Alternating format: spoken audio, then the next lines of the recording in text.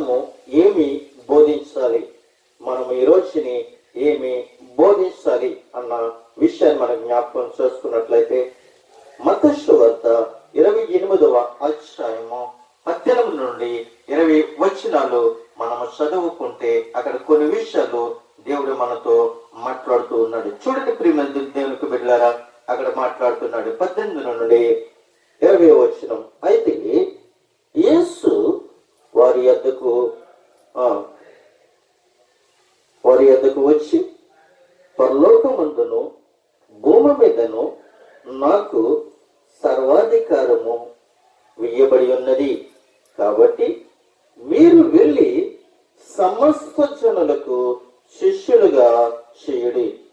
తండ్రి యొక్కయు కుమారుని యొక్కయు పరిశుద్ధాత్మ యొక్కయు నామములోనికి వారికి బాప్తీసం ఇచ్చుచు, నేను మీకు ఏ సంగతులను ఆజ్ఞాపించుతానో వాటన్నిటినీ గైకొనవలెనని వారికి బోధించుడి.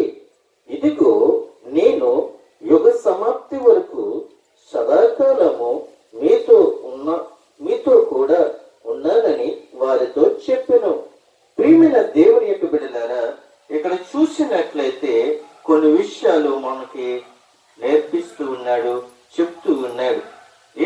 మొదటగా ఆయన చెప్పేది అని అంటే, ప్రభువైన యేసు క్రీస్తు